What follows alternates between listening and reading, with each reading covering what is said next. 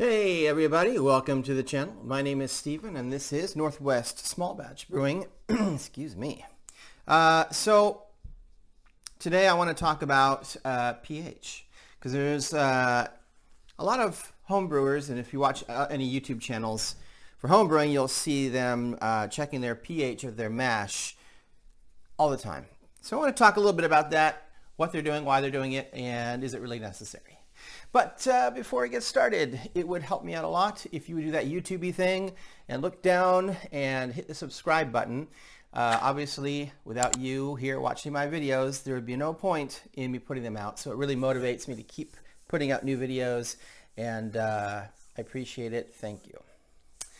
Let's get started. First of all, let me pour a beer here. This is a Parabola Firestone Salted Caramel 9.2, holy crap. Bourbon barrel-aged stout with vanilla beans, cacao nibs, and sea salt. I love Firestone Walker. One of my favorite breweries. They do such complex beers that take a lot of time and effort.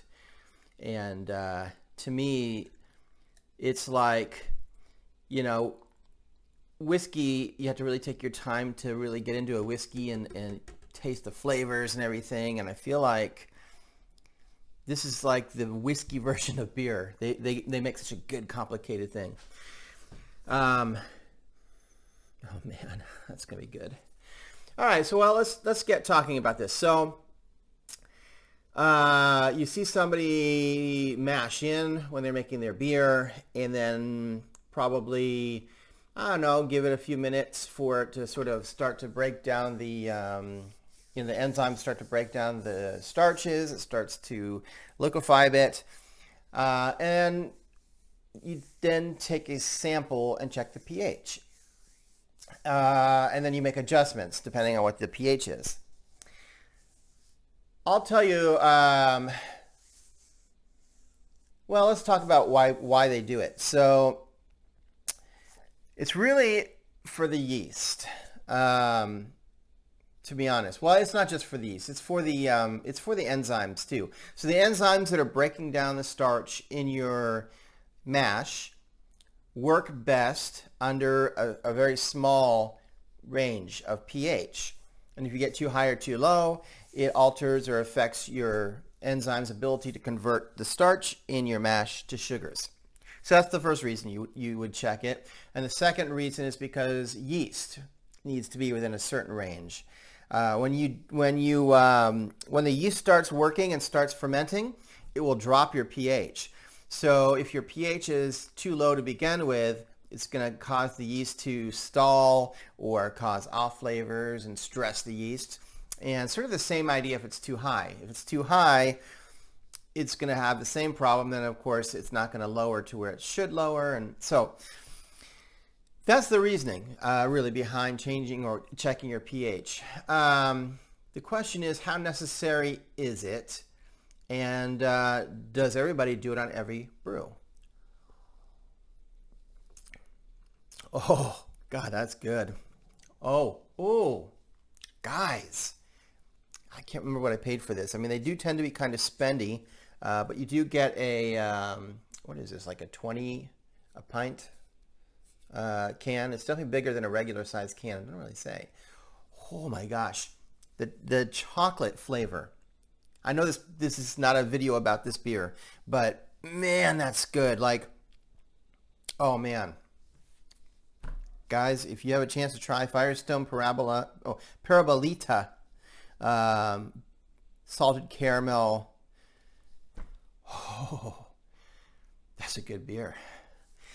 Sorry, got sidetracked. Jeez.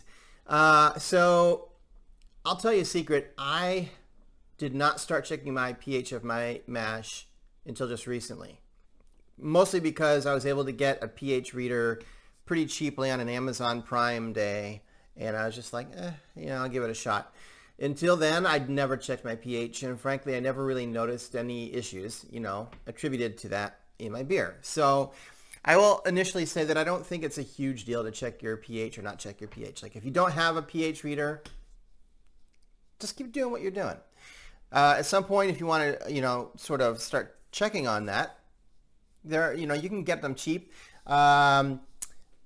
I would suggest not getting the strips. Now, you can buy really cheap pH readers that are basically these strips that you dip into it, and then you have to match the color of the strip to whatever the guide says. I've looked at those, and I swear I always see a different color than what they say it is. So I personally can't read those things. But I got this, of course it says made in China on the bottom. But this is just a digital, it says pool and aquarium, but I mean, it was like $10. Even came with extra batteries. I don't know, some kind of solution for testing it, calibrating it. I just stuck it actually into some distilled water to see if it was calibrated, and it came out at 7, which is what water should be. So I figured it was calibrated. So the way it works is you do want to let your wort cool a little bit. It doesn't have to be like cold, but you don't want to put like super hot wort. So try to cool it down just a little bit maybe.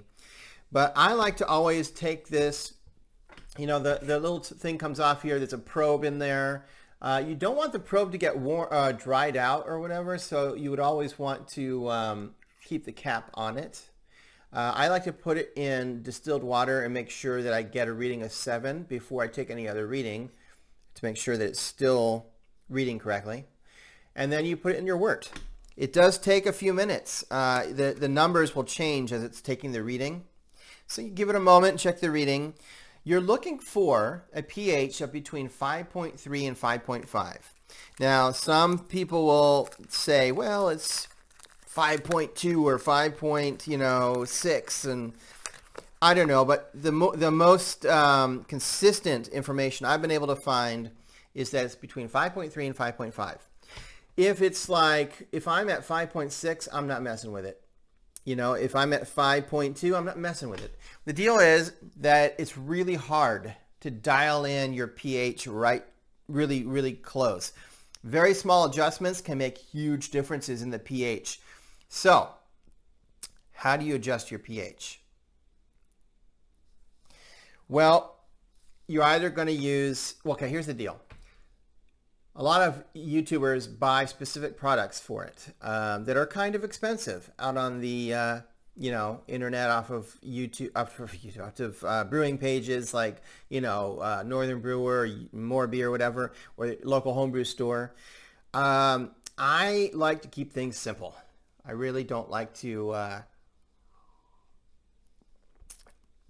mess with that. So I have found 2 household items that you can use to lower and raise your pH. Baking soda, not to be confused with baking powder, baking soda, and salt. Really any salt. It seems like a lot of brewers like to use Epsom salt. But I just use whatever I have. Sea salt, whatever, kosher salt. I don't know, maybe Epsom salt has a less of a salty flavor to it or something. I'm not sure, what the chemistry is behind it. But at any rate, you can use those 2 household ingredients to lower and raise your pH. The secret is to keep it small. So start with like a 1/4 teaspoon.